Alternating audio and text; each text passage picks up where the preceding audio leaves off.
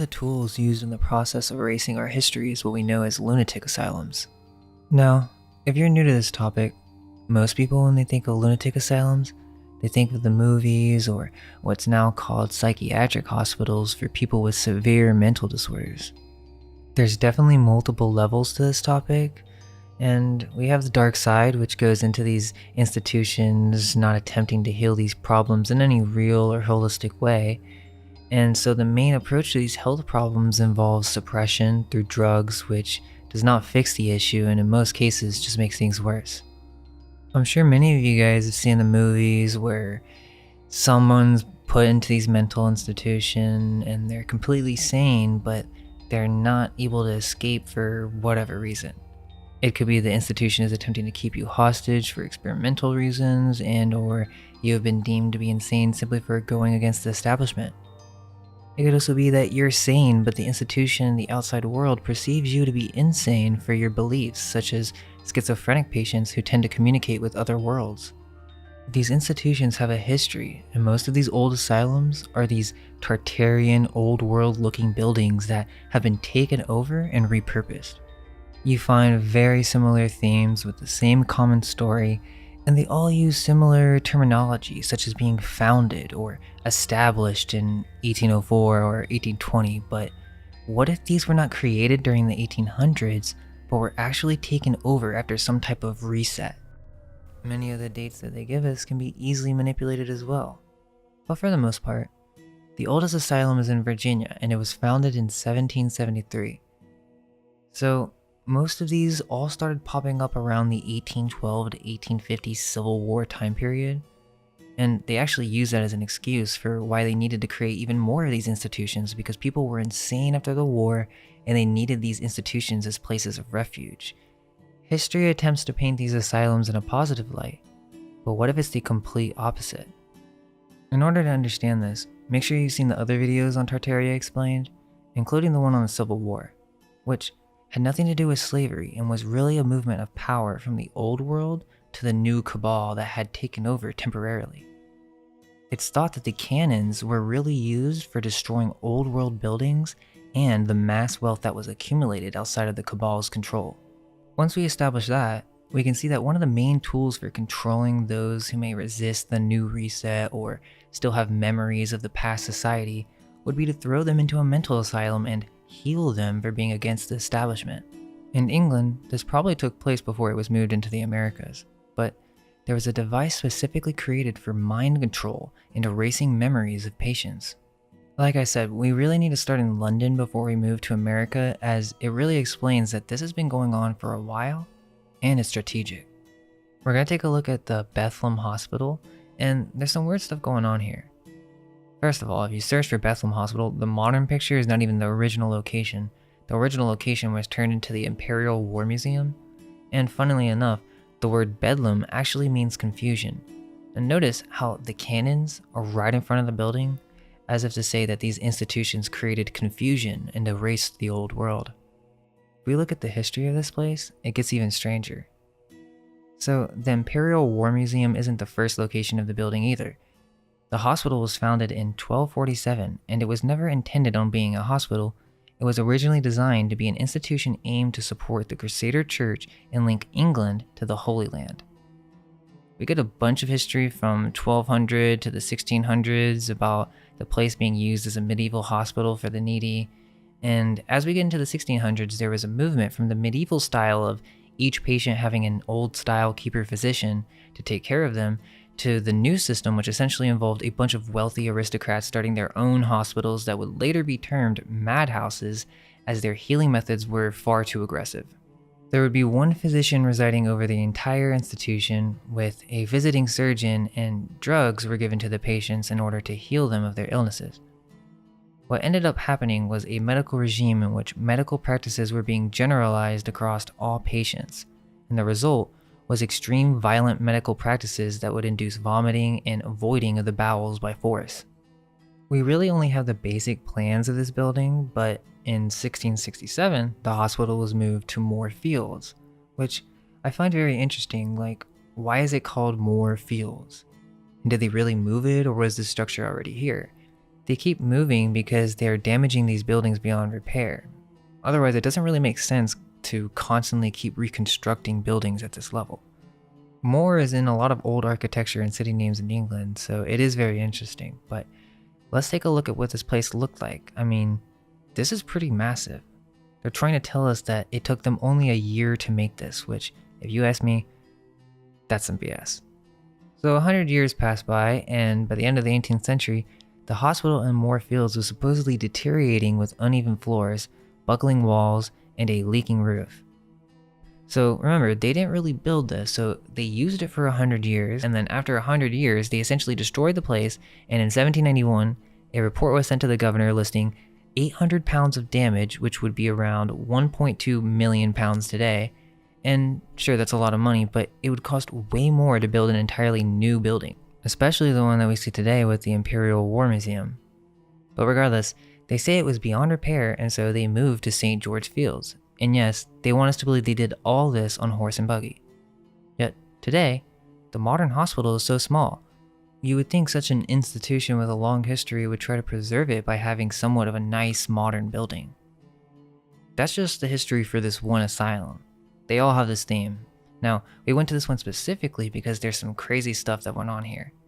There was this guy named James Tilly Matthews. He was a London tea broker who is basically the first documented case of schizophrenia. In the 1790s, concerned at the likelihood of a war between Britain and France, Matthews, who traveled to France, was a part of some type of resistance, or the Girondists, which were attempting to end the monarchy. Whether he was working as a spy for the English is questionable, but after spending time in France, he was accused of being associated with these Girondists, which the French establishment at the time used the whole reign on terror as an excuse to imprison their enemies and to continue their agenda of control. So Matthews was thrown in prison, and after 3 years, the French authorities concluded that he was a lunatic and released him. When he returned to London, Matthews wrote 2 letters to Lord Liverpool, complaining about conspiracies directed to him, and during some debate in the House of Commons, he yelled treason. Now, I don't know if that's completely true, who knows, but basically the officials arrested him and placed him in the Bethlehem Hospital in 1797. After examination, he declared that he had taken part in secret affairs of state in reference to his efforts in France. After 10 years in the hospital, his friends and family petitioned for his release on the grounds that he wasn't insane. His family hired their own doctors, Matthews was re-examined, and he was declared sane. So this is when it gets really crazy. A year after he was released, a man named John Haslam produced the book Illustrations of Madness, in which he intended to settle the dispute over Matthews' sanity. Essentially, this book is what ends the debate on what really happened with Matthews. It shares his story and paints him as a lunatic, even though the author does attempt to stay unbiased. But here's the thing, even though there are some elements to the story that may be caused by some type of schizophrenia, it's likely that this was purposely induced as he knew way too much information. What do you think they did to him for 10 years in the hospital? So essentially, this was made to make this information look like complete insanity, when really, there may be some truth to it. Let's remember that during this time, asylums were mainly vehicles of the state. So Matthews believed that there was this gang of criminals and spies skilled in pneumatic chemistry. This gang would torment him by means of rays emitted by a machine called the heirloom or gaseous charge generator. They put James Matthews in Bethlehem Hospital because he knew of the secret war machine that was used by these French revolutionaries, which we can ask, who were these revolutionaries, and is there something else going on with that story? But essentially, 250 years before the CIA's failed brainwashing experiments, somehow French revolutionaries in France had created a mind control machine in death ray. Is this another setup revolution similar to the Bolshevik Revolution that was a counter operation?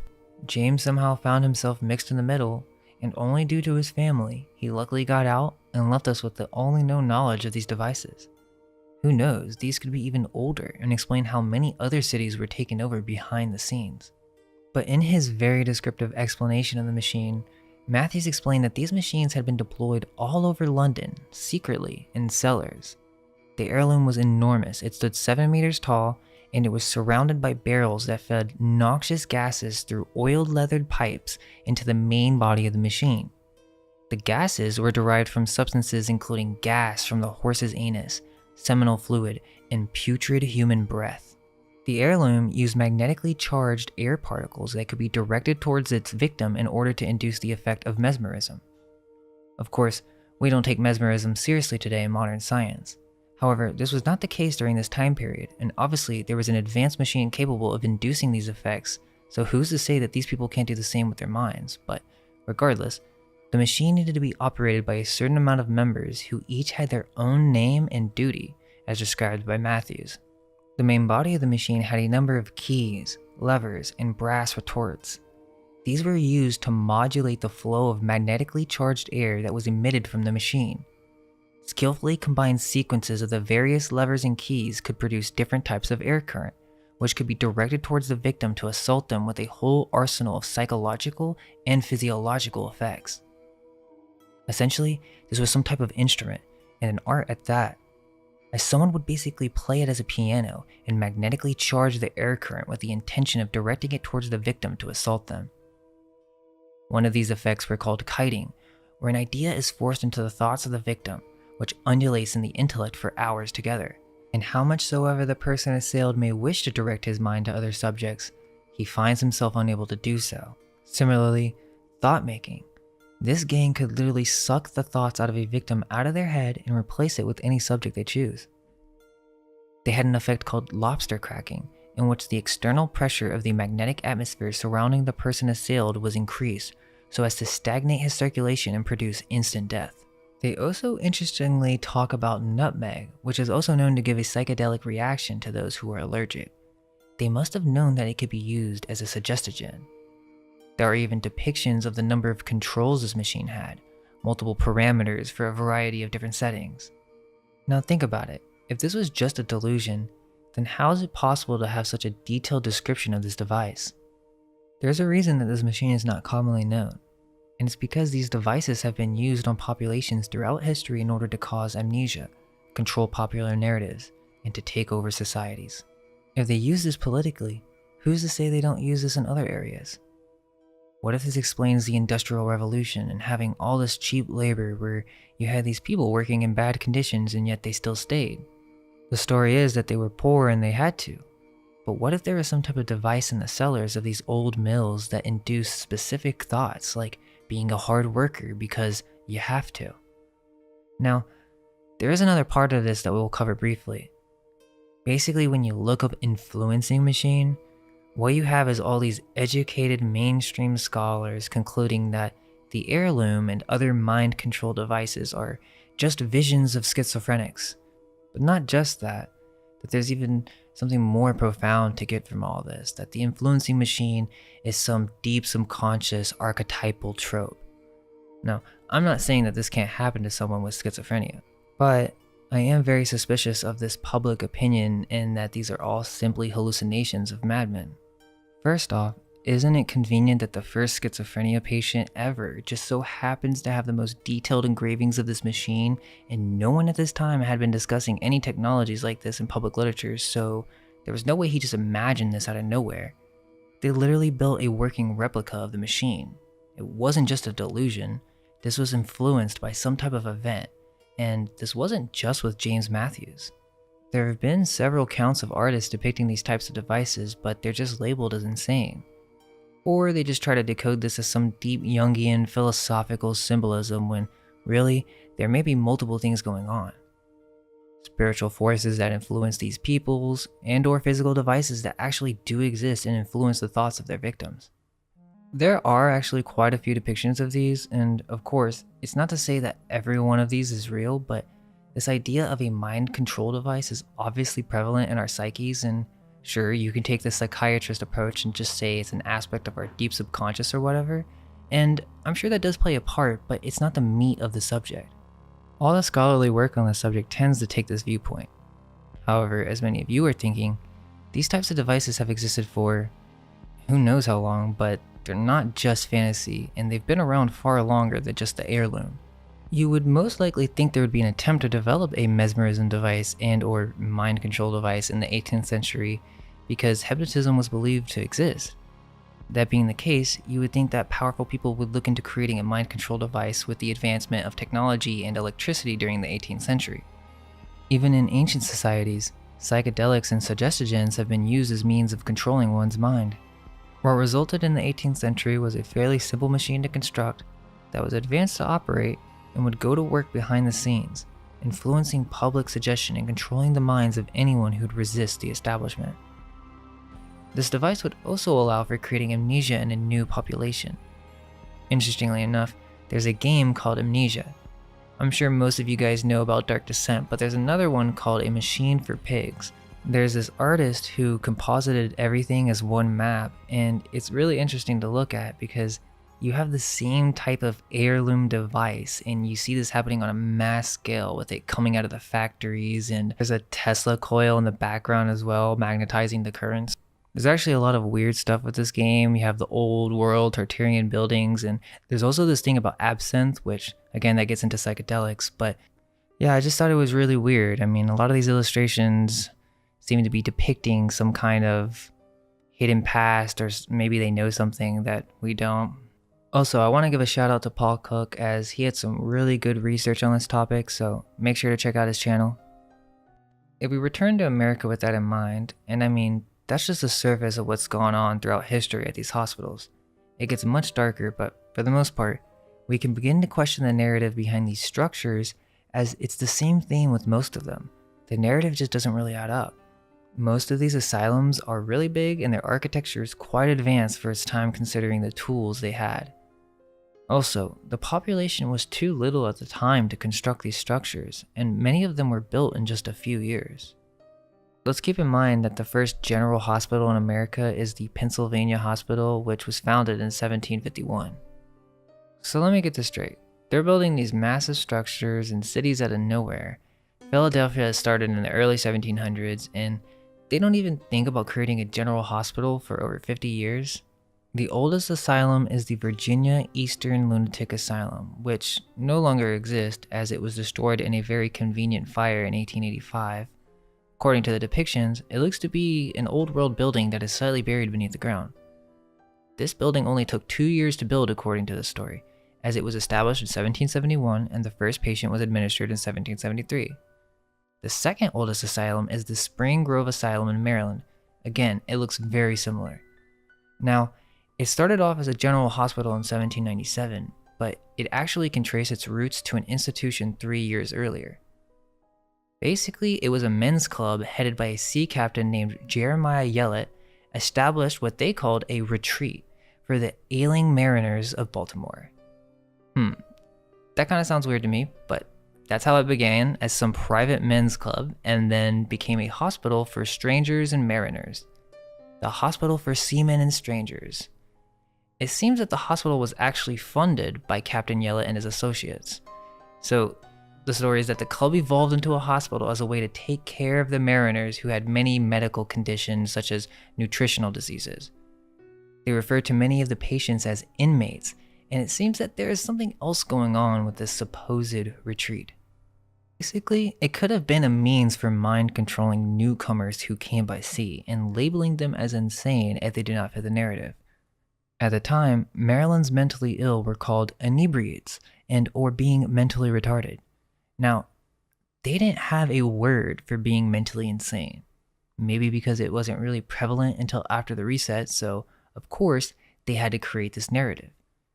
The Northeast Coast is home to America's oldest ports, at least from the mainstream sense, and where these old world cities first started to be taken over, right? Like the west of America wasn't conquered until like after the Civil War, so the Northeast must have started these reset plans very early on, programming any immigrants who may be trying to relocate.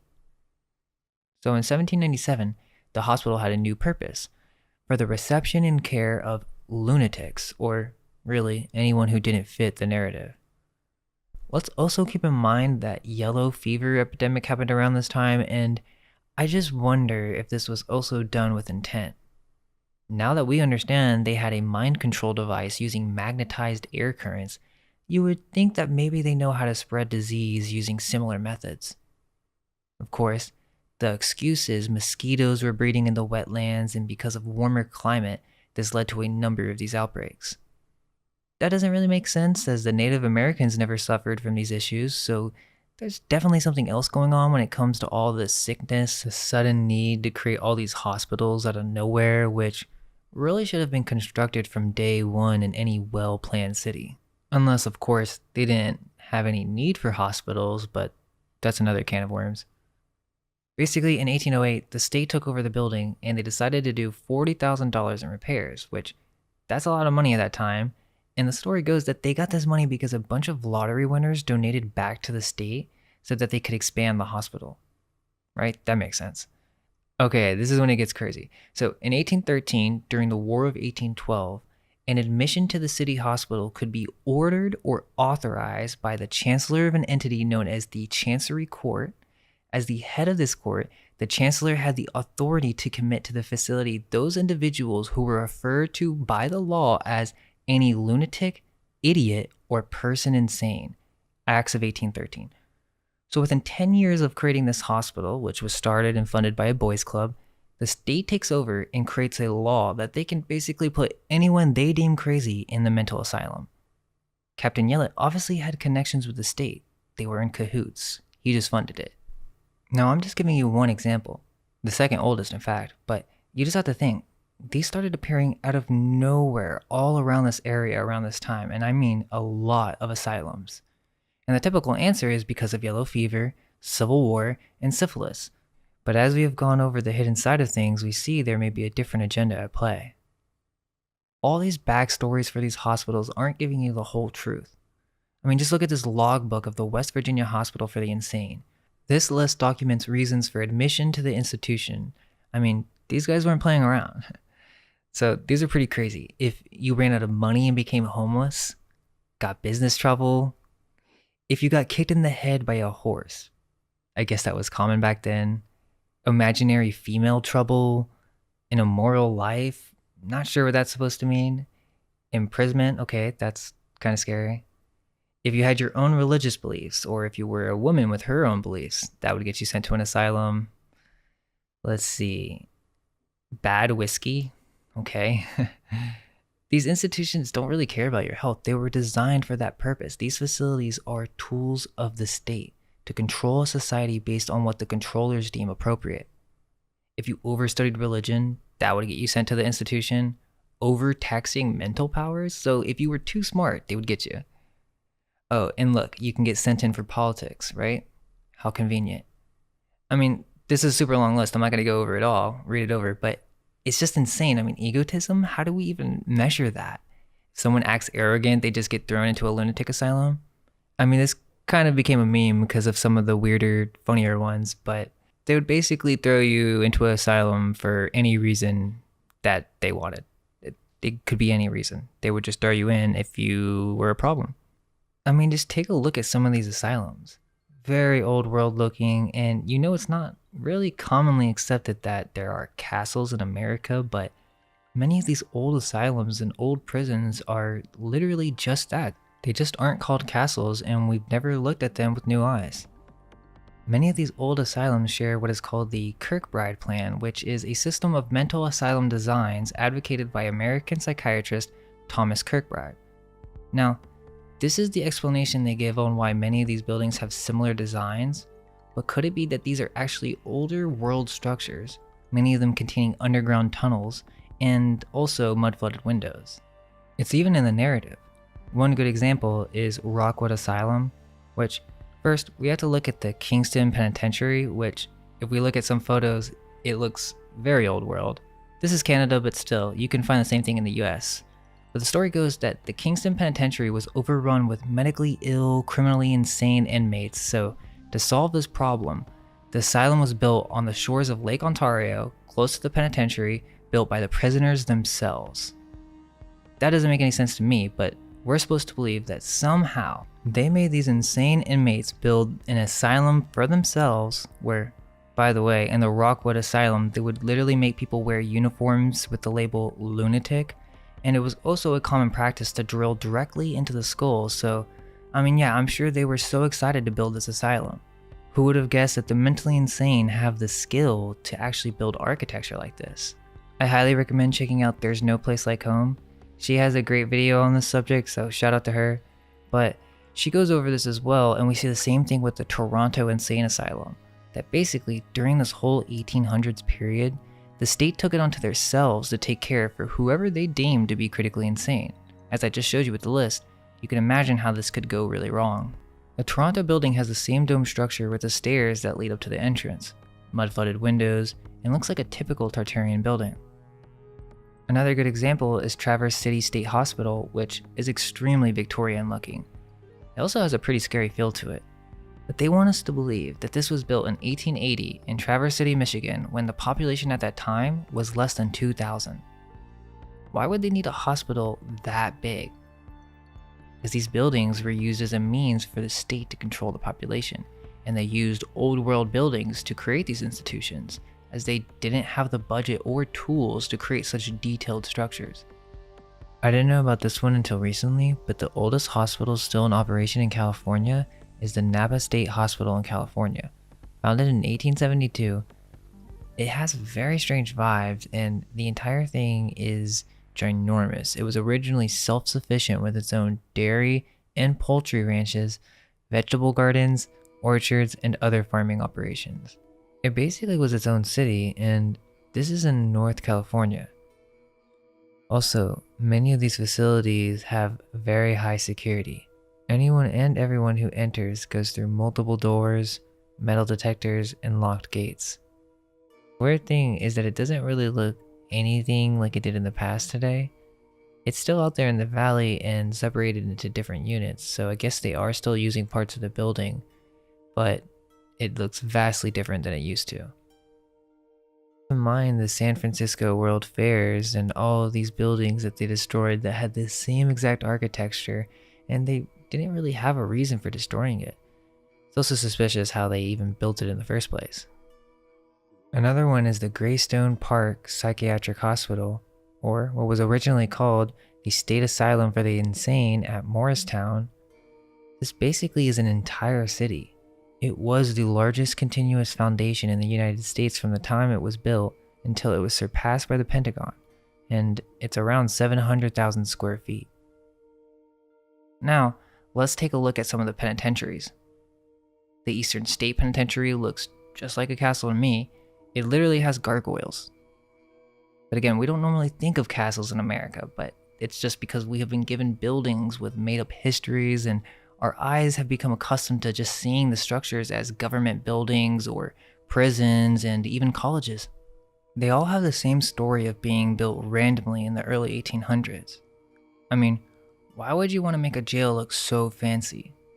Is this really the most efficient way to build such a structure with the tools and resources available at the time? I mean, we won't even build something like this today. The Kentucky State Penitentiary in Eddyville, Kentucky is nicknamed the Castle on the Cumberland. And another reason that these buildings are castles is that most likely they have been altered and their tops destroyed, so we aren't even seeing the entire building. If we saw it in its entirety, we would see clearly that it was not designed to be a prison. Also, the population of Eddyville, Kentucky in 1880 was less than 500 people, so that doesn't make any sense whatsoever to build such a massive prison. I mean, just imagine if this had steeples on it. This is very out of place for its location and time period. The Anamosa State Penitentiary is also a very unique Victorian architecture in Iowa. If we look at the population at the time, it was less than 3,000 in 1900, so again, doesn't really add up. The Tennessee State Prison is really insane. It actually reminds me a lot of the Biltmore, which this probably connects more so with many of the old world mansions, but we actually have a little surprise coming out soon. It's going to be big, but back to what I was saying, the Tennessee State Prison was founded in 1832, but as in all these stories, for some reason, they always decide to move the building to a new location. It was either burned down or beyond repair, and or they come up with some new plans for some Gothic architecture. It supposedly finishes construction in 1898, but it just seems like these were redesignated structures. It's too out of place and seems kind of pointless to spend so much money on these buildings to only last less than 100 years. There are many more of these prisons, but I also think colleges play the same part. I mean, think about what we're talking about. It's all state programming. The asylums, prisons, They were considered to be the same thing before psychiatric hospitals came in, and the schools took a similar approach with compulsory learning and the whole initiative to create a society of workers, not thinkers. So these old world buildings were turned into college institutions as well. Harvard, William and Mary, Columbia University, Yale University, Princeton, St. John's College, Moravian University, Dartmouth College, St. Joseph's University. These buildings and castles have been right in front of our eyes this entire time. These are government-controlled, old-world buildings that were repurposed as mind control weapons. Each one of these colleges has its own strange narrative that really doesn't add up, but we'll have to save that for another video. Hope you all stay curious, and all we can hope is that our minds will be unveiled. Let go of everything you think to be true. Relax the mind and ask the question, do I truly understand what this reality is?